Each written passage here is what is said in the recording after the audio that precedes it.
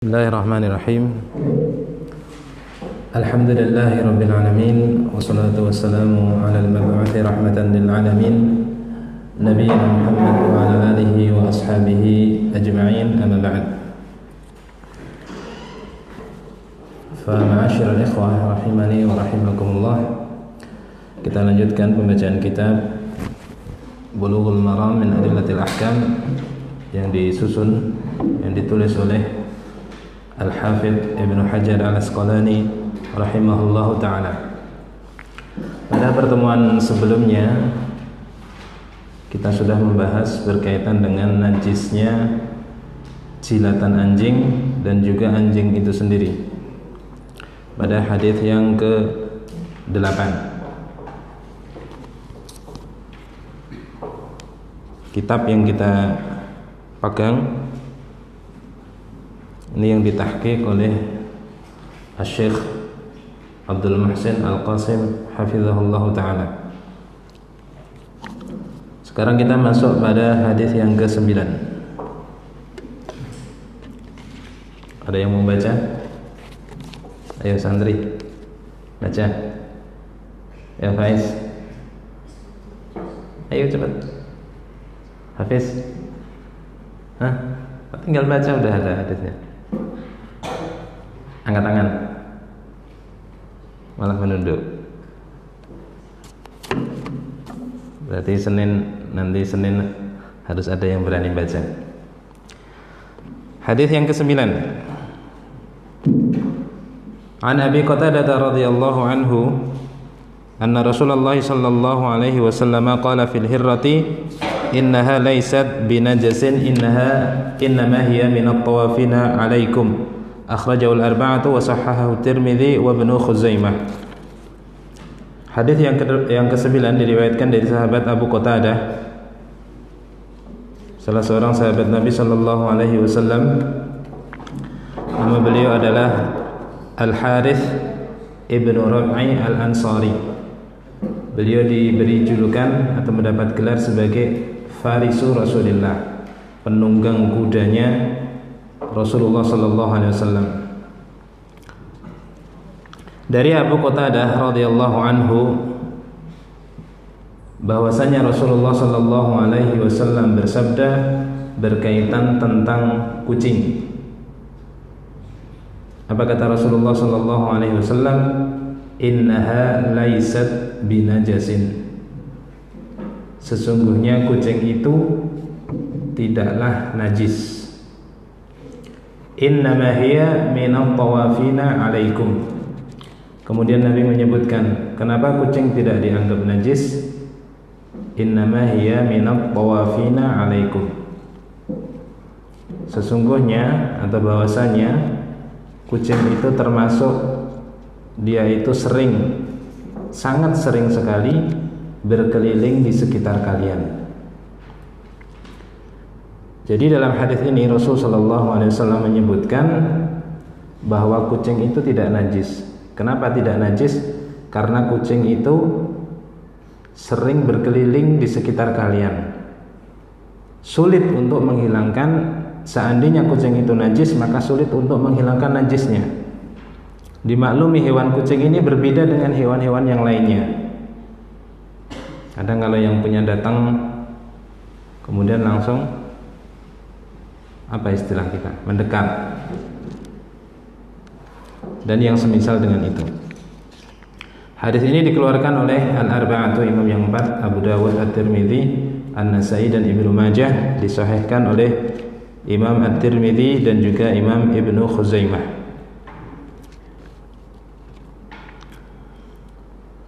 Pembahasan yang pertama berkaitan dengan kisah yang ada pada hadis ini atau kejadian yang berkaitan dengan hadis ini, sebagaimana diriwayatkan dari sahabat Abu Qatadah yang ada dalam hadis ini, Al-Harith Ibnu Rabi', bahwa beliau pernah masuk ke rumah salah seorang anaknya. Waktu itu yang ada di rumahnya adalah menantunya, istri dari anaknya, Kabsyah bintu Ka'ab ibn Malik. Kabsyah putrinya Ka'ab ibn Malik. Ketika Abu Qatadah ini masuk ke rumah menantunya ini atau ke rumah anaknya ini, kemudian didatangkan kepadanya air untuk berwudu. Tiba-tiba ada datang seekor kucing yang minum dari bejana yang sudah dituangkan air wudu tadi. Kemudian Abu Qatadah ini malah memiringkannya agar kucing tersebut minum dari bejana tersebut. Setelah itu kucingnya minum, kemudian Abu Qatadah berwudu dari bejana yang airnya bekas atau habis diminum oleh kucing tadi. Maka menantunya tadi, Kabsyah binti Ka'ab ibn Malik, dia merasa heran.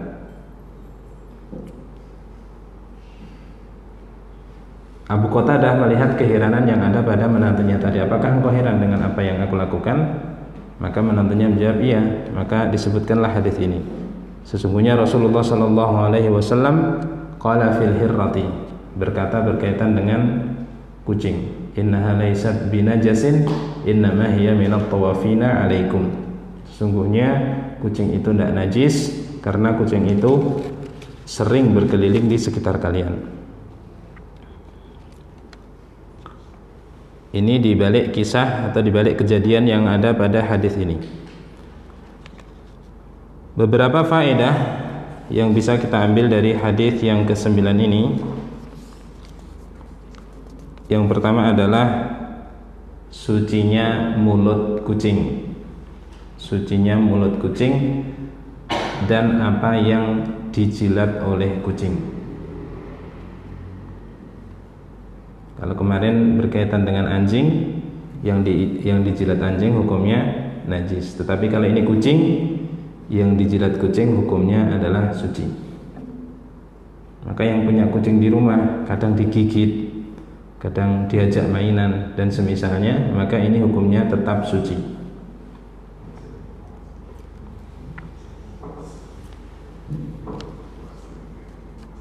Jadi konsekuensinya, kalau kucing ini mulutnya suci, maka ketika minum pada sebuah bejana, airnya tidak berubah statusnya menjadi najis, tetap airnya suci. Berbeda dengan anjing kemarin yang kita sebutkan dalam riwayat Imam Muslim, di situ disebutkan fal yuriqhu, air bekas jilatan anjing tumpahkanlah, buanglah. Ini menunjukkan bahwa air bekas jilatan anjing itu najis. Akan tetapi di dalam hadis Abi Qatadah ini disebutkan kalau kucing itu hukumnya adalah suci.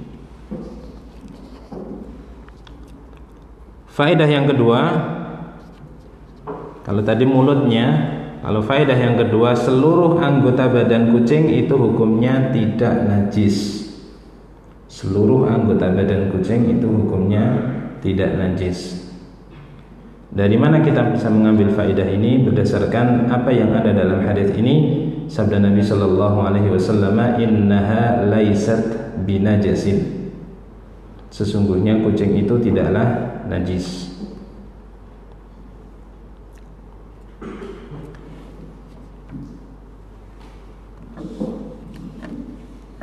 Kemudian faedah yang ketiga. Faedah yang ketiga, adapun air kencing dan juga kotorannya, ini hukumnya adalah najis berdasarkan pendapat yang lebih kuat yang dipegang oleh kebanyakan para ulama. Adapun air kencingnya tidak masuk dalam hukum ini. Oh, kucing tidak najis berarti air kencingnya tidak najis? Tidak. Air kencing kucing hukumnya adalah najis. Begitu juga kotorannya. Karena kucing termasuk hewan yang tidak boleh dimakan. Hewan yang haram dimakan itu kotorannya dianggap najis.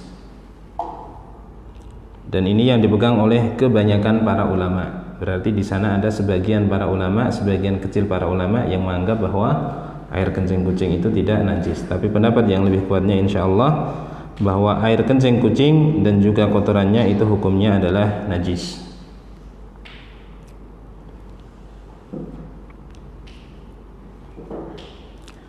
Kemudian faedah yang keempat, disebutkan dalam hadis ini tentang alasannya. Salah satu alasan kenapa kucing itu tidak najis, karena kucing adalah hewan yang sering berkeliling di sekitar kita, sehingga sulit untuk terhindar darinya. Berbeda dengan hewan-hewan yang lainnya. Maka dari sini diambil kesimpulan oleh para ulama bahwa hewan yang semisal dengan kucing ini hukumnya sama. Seperti misalnya hewan yang sering ditunggangi, keledai, yang dia itu kita susah terhindar dari hewan tersebut. Jadi bekas air minumnya juga dianggap suci.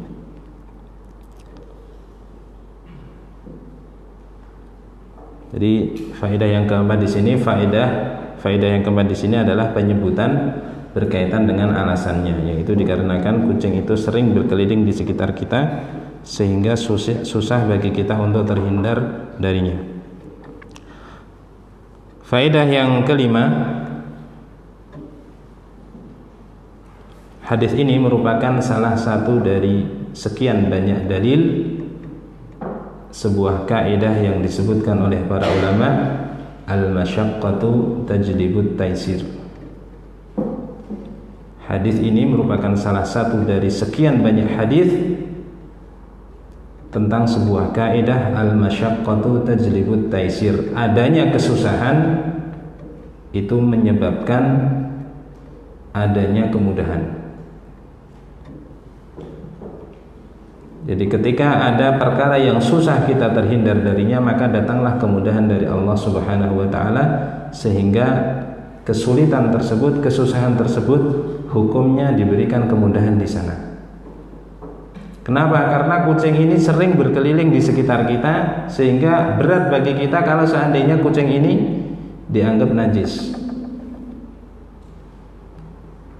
Sebentar-sebentar kucingnya datang. Kadang kalau kucing yang Cina itu kalau yang punya datang kadang menggigit. Dibersihkan datang lagi, menggigit lagi, ngajak bermain dan semisalnya. Maka adanya kesusahan pada perkara seperti ini menjadi sebab datangnya kemudahan.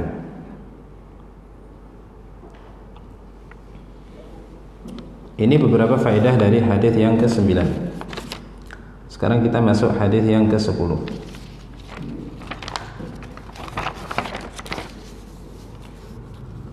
Hadis yang ke-10, berkata penulis rahimahullahu taala, wa an Anas bin Malik radhiyallahu anhu qala jaa Arabiyyun fabala fi ta'ifatil masjid fazajarahu an-nas fanahahum Rasulullah sallallahu alaihi wasallam falamma qada bawlahu amara an-nabiy sallallahu alaihi wasallam bidhanubin min ma'in fa uhriqa alaihi, muttafaqun alaihi.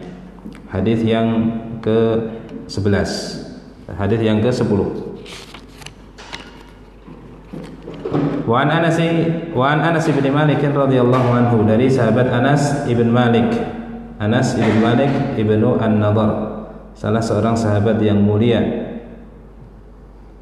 Beliau tinggal bersama Nabi sallallahu alaihi wasallam semenjak usianya 10 tahun. Jadi ketika masa kecilnya, ketika Nabi Shallallahu Alaihi Wasallam datang ke kota Madinah, ibunya Anas bin Malik ini menyerahkan Anas bin Malik agar menjadi pembantu di rumah Rasul Shallallahu Alaihi Wasallam. Umurnya waktu itu 10 tahun, jadi sekitar seumuran kalian, lebih muda sedikit.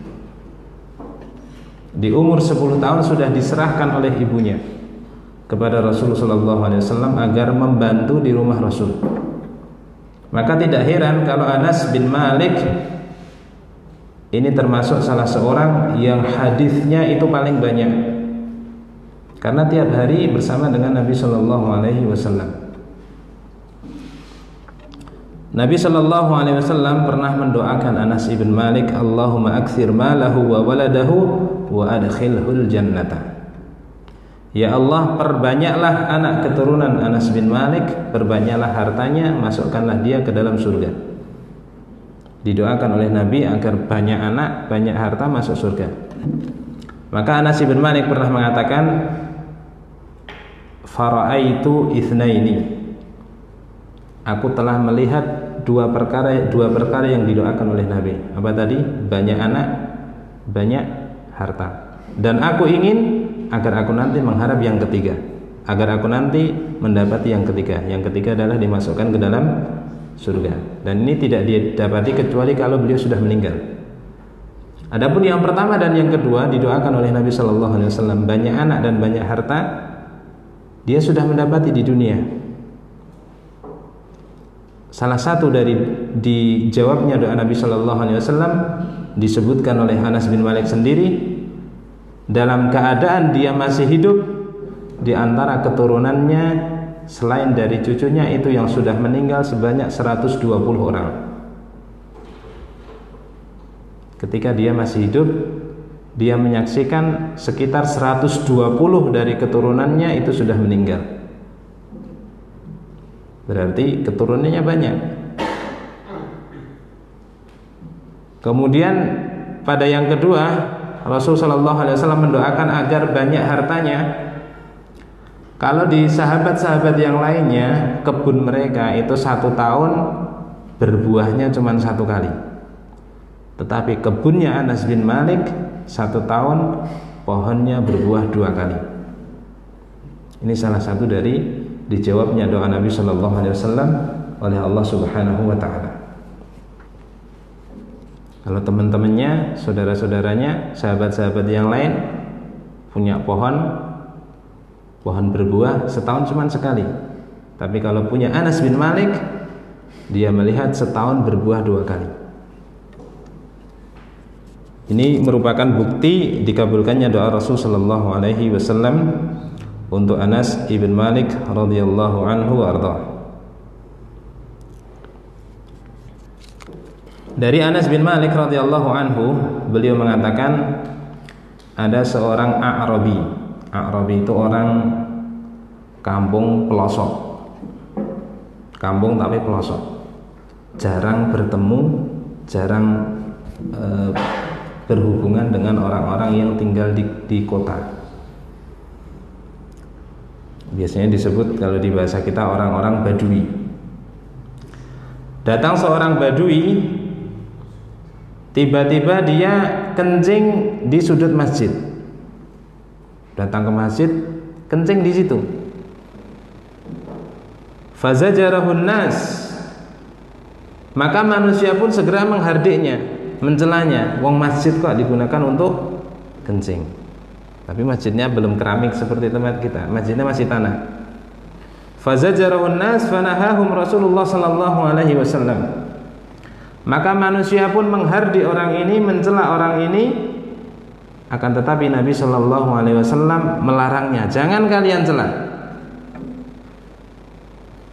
Ada orang kencing di masjid, sahabat yang ada di situ, yang ada di masjid langsung mencelanya. Tetapi Nabi sallallahu alaihi wasallam melarang mereka agar tidak mencela orang ini. Falamma qada baulahu amara an-nabiy sallallahu alaihi wasallam bidhanubin min ma' fa uhriqa alaihi. Maka ketika orang pelosok ini sudah selesai menunaikan kencingnya, selesai dari kencingnya, Nabi Shallallahu Alaihi Wasallam memerintahkan agar dibawakan seember air, kemudian dituangkan di atas bekas kencing orang ini. Di kisahnya ada orang Badui ini, orang yang dari pelosok ini datang ke masjid, kencing di situ. Orang-orang kan marah, masjid kok digunakan untuk kencing. Akhirnya Nabi menasihati mereka, jangan dilarang. Jangan dicela, bukan jangan dilarang, jangan dicela. Biarkan dulu sampai dia selesai. Setelah orang ini selesai buang air kecilnya, Nabi Shallallahu Alaihi Wasallam meminta untuk dibawakan seember air, kemudian dituangkan di atas air kencing tersebut. Hadis ini diriwayatkan muttafaqun alaih oleh Imam Bukhari dan Imam Muslim.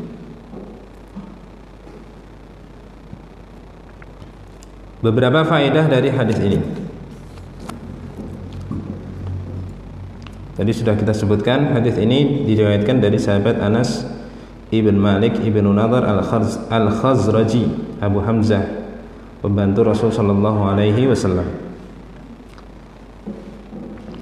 Beberapa faedah dari hadis ini. Faedah yang pertama adalah wajibnya perhatian terhadap masjid, memuliakannya dan membersihkannya dari berbagai macam najis. Wajibnya perhatian terhadap masjid, kemudian memuliakannya dan membersihkannya dari berbagai macam najis. Maka ketika kita berada di dalam masjid, kita diwajibkan untuk memuliakan. Perhatian, ini masjid, bukan tempat main bola. Ini masjid, bukan tempat teriak-teriak dan semisalnya. Begitu juga berkaitan dengan kotoran. Ini masjid, bukan tempat sampah. Maka jangan dijadikan buang sampah sembarangan di dalam masjid. Oh, kita lihat ada kotoran di masjid, meskipun sedikit, kita ambil, kita bersihkan sebagai bentuk pemuliaan terhadap masjid. Maka akan datang nanti dalam bab berkaitan dengan masajid. Kata Nabi Shallallahu Alaihi Wasallam, meskipun hadis ini dikritik oleh sebagian para ulama, uridat alayya a'malu ummati hatta al-qadhatu yukhrijuha ar-rajulu minal masjid. Telah ditampakkan kepadaku amalan-amalan umatku sampai al-qadhah, kotoran yang sangat kecil yang dikeluarkan oleh seorang laki-laki dari dalam masjid. Ada pahalanya di sisi Allah Subhanahu wa taala. Meskipun hanya kertas sedikit. Ini kok kotor, diambil buang tempat sampah. Ini faedah yang pertama. Wajibnya kita perhatian terhadap masjid, kemudian memuliakannya dan juga membersihkannya dari berbagai macam najis. Faedah yang kedua, hadis ini menunjukkan najisnya air kencing. Najisnya air kencing. Kenapa dikatakan najis? Seandainya tidak najis, tidak perlu disiram pakai air. Maka ini berlaku tidak hanya pada masjid saja. Kalau pakaian kita terkena air kencing, badan kita, kaki kita, tangan kita terkena air kencing, hukumnya harus disucikan terlebih dahulu ketika hendak melakukan sholat, ketika hendak masuk masjid dan semisalnya.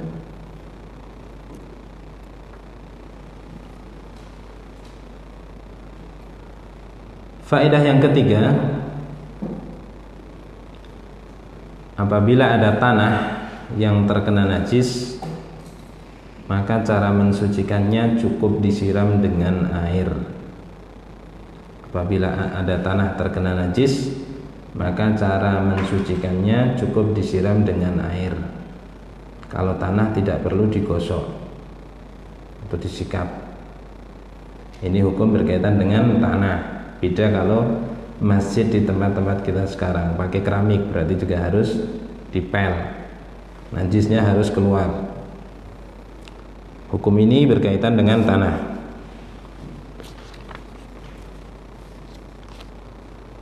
Faedah yang keempat, hadis ini menunjukkan wajibnya untuk bersegera membersihkan masjid ketika ada najis. Wajibnya untuk bersegera membersihkan masjid ketika ada najis. Buktinya Nabi Shallallahu Alaihi Wasallam disebutkan di sini, falamma qada baulahu amara Nabi Shallallahu Alaihi Wasallam bidhanubin min ma' fa uhriqa alaihi. Setelah orang ini selesai dari buang air kecil, Nabi Shallallahu Alaihi Wasallam memerintahkan untuk dibawakan seember air, fa uhriqa alaihi. Huruf fa dalam bahasa Arab itu menunjukkan kemudian tapi langsung. Jadi begitu airnya datang langsung dibersihkan, tidak nunggu lama-lama. Maka yang nanti kalau belajar nahwu, misalnya jaa Zaidun fa Umar, Zaid datang kemudian Umar, kemudian di sini tidak ada selanya kalau kata pakai kata fa. Jadi begitu Zaid datang, Umar langsung datang. Tapi kalau pakai summa itu ada jedanya, jaa Zaidun summa Umar, Zaid datang kemudian Umar, kemudian di sini ada jedanya. Tapi kalau pakai fa ini menunjukkan langsung, fa uhriqa alaihi. Kemudian Nabi Shallallahu Alaihi Wasallam langsung menyiram di atas bekas air kencing tadi. Maka di sini diambil faedah bahwa diwajibkan atau wajibnya untuk segera membersihkan masjid ketika ada najis yang ada di situ. Faedah yang kelima, wajibnya berlemah lembut ketika mengajari orang yang bodoh, yang belum paham. Wajibnya berlemah lembut ketika mengajari orang yang masih bodoh, orang yang jahil, belum tahu hukum. Sebagaimana yang dilakukan oleh Nabi Shallallahu Alaihi Wasallam, ada orang pelosok masuk masjid, kencing di situ. Para sahabat langsung menghardiknya, mencelanya. Tetapi Nabi Shallallahu Alaihi Wasallam melarang mereka, jangan dicela. Ini menunjukkan Nabi Shallallahu Alaihi Wasallam mengajarinya dengan cara yang bagus. Karena ini orang pelosok, orang badui, orang kampung, belum paham aturan. Jangan langsung dicela, tetapi diajari dengan cara yang baik.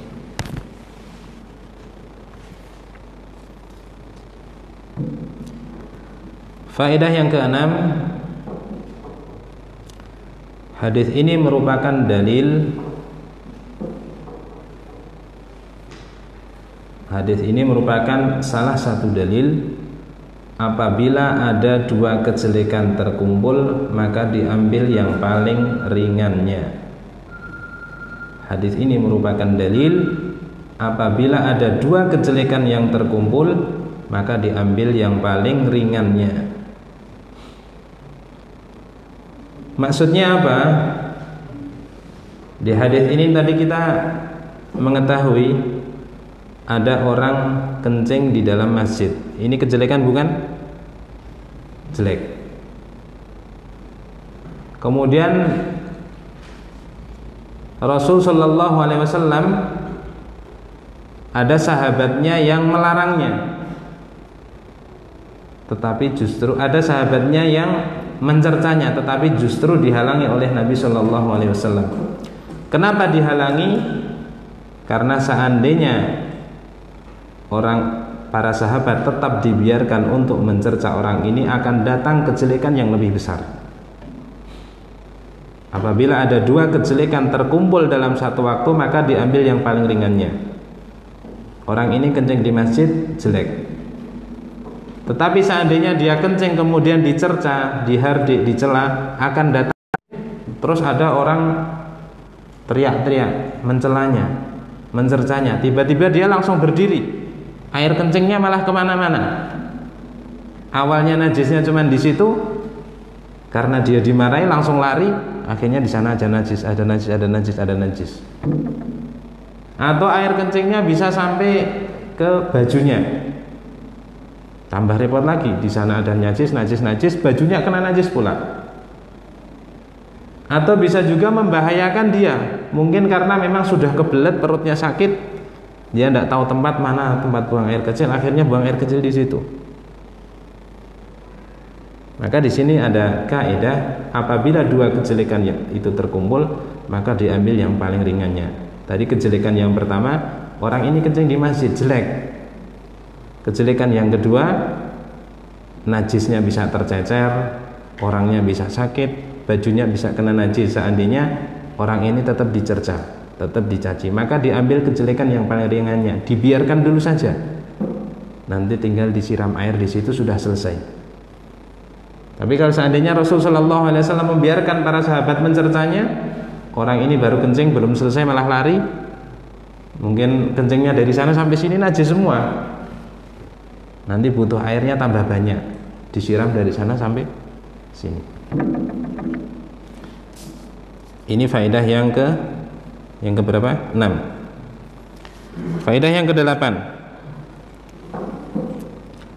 7. Wajibnya untuk bersegera mengingkari kemungkaran. Wajibnya untuk bersegera mengingkari kemungkaran. Buktinya apa? Buktinya ketika ada orang pelosok tadi, ada badui tadi yang kencing, para sahabat langsung marah, langsung mencerca. Dan Rasul Shallallahu Alaihi Wasallam tidak menyalahkan perbuatan mereka mengingkari kemungkaran tersebut. Ini menunjukkan ketika kita melihat sebuah kemungkaran, maka segera kita ingkari.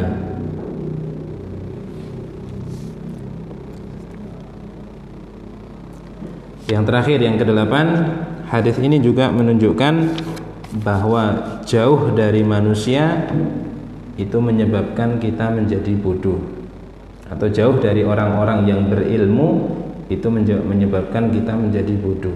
Maka di sini disebutkan jaa a'rabi, datang seorang yang dia itu orang pelosok, jauh dari Nabi, jauh dari sahabat, jauh dari orang-orang yang mengajarkan ilmu. Maka hukum yang seperti itu saja orang ini sampai tidak paham. Masjid itu tempat sholat, masjid itu tempat ibadah, dia malah kencing di situ. Jauh dari orang-orang alim, dari orang-orang soleh, dari manusia, itu merupakan salah satu sebab adanya kebodohan. Kita baca satu hadis lagi. Hadis yang ke-11. An Ibnu Umar radhiyallahu anhu qala qala Rasulullah sallallahu alaihi wasallam uhillat lana maitatani wad damani fa ammal maitatani fal jarad wal hutu wa amad damani fal kabidu wat tihalu. Akhrajahu Ahmad wa Ibnu Majah wa fihi dha'fun. Dari Ibnu Umar radhiyallahu anhuma, Abdullah ibnu Umar ibnu al-Khattab radhiyallahu anhuma, beliau mengatakan Rasulullah sallallahu alaihi wasallam bersabda, dihalalkan bagi kita dua bangkai dan dua darah. Dihalalkan bagi kita dua bangkai dan dua darah. Fa amal maitatani fal jaradu wal hutu. Adapun dua bangkai, yaitu bangkai dari belalang dan bangkai ikan. Wa ammad damani fal kabidu wat tihal. Adapun dua darah yang halal adalah hati dan empedu.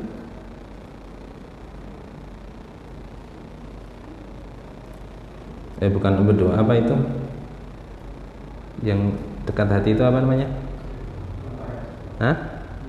Limpa. Kalau empedu kan yang pahit itu ya. Ya, itu yang dekat dengan hati itu. Limpa.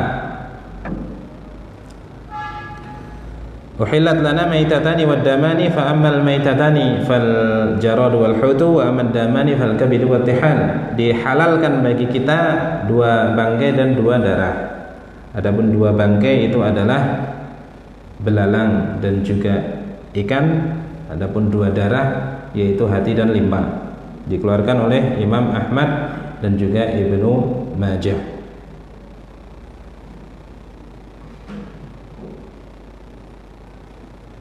Wa fihi dha'fun, dalam hadis ini ada kelemahannya. Disebutkan oleh para ulama kenapa hadis ini ada kelemahannya.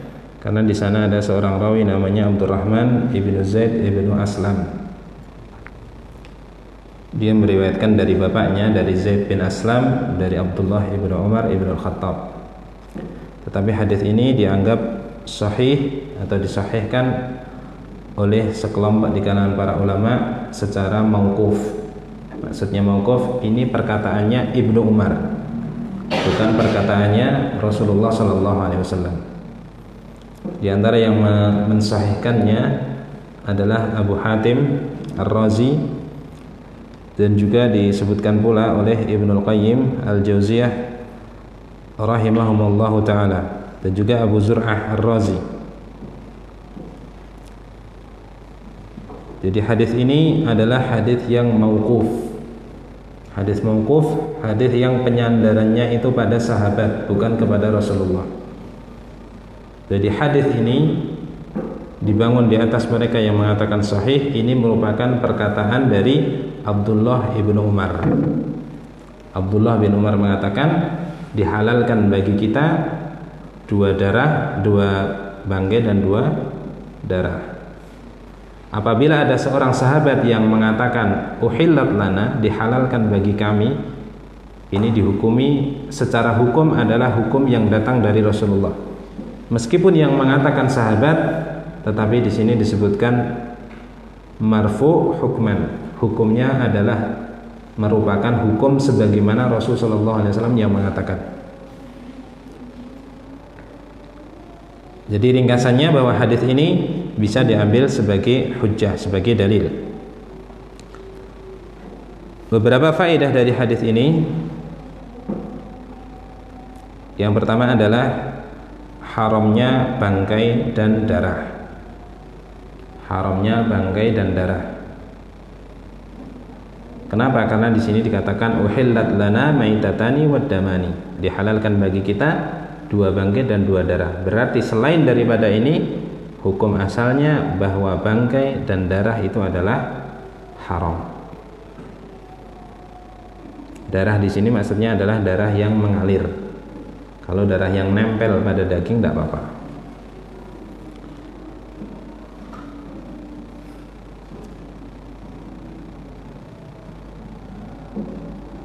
Bangkai itu apa? Apa bangkai itu? Yang mati tidak dengan cara disembelih secara syariat. Kalau matinya karena ditembak, bangkai bukan? Hah? Bangkai bukan? Bukan. Jadi bangkai itu yang matinya tidak disembelih atau dengan cara yang lain yang diizinkan oleh syariat. Kalau zaman dulu kan ada panah. Panah itu sembelih bukan? Bukan. Tetapi hewan yang mati karena dipanah, diburu, dia juga dianggap hewan yang halal. Hukumnya sama seperti hewan yang disembelih. Ini faedah yang pertama. Faedah yang kedua, bolehnya makan keempat hal yang tadi kita sebutkan.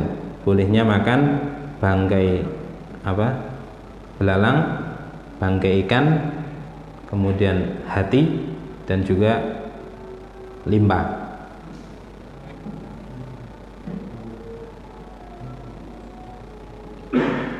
Keempat perkara ini hukumnya adalah halal. Faedah yang ketiga berhubungan dengan bab yang kita baca di sini. Penulis memasukkan hadis ini dalam babul miyah, bab tentang air. Apabila ada belalang, bangkai belalang atau bangkai ikan pada sebuah air, maka tidak menyebabkan air itu menjadi najis. Apabila ada bangkai belalang atau bangkai ikan pada sebuah air, meskipun airnya sedikit, tidak menyebabkan air tersebut menjadi najis.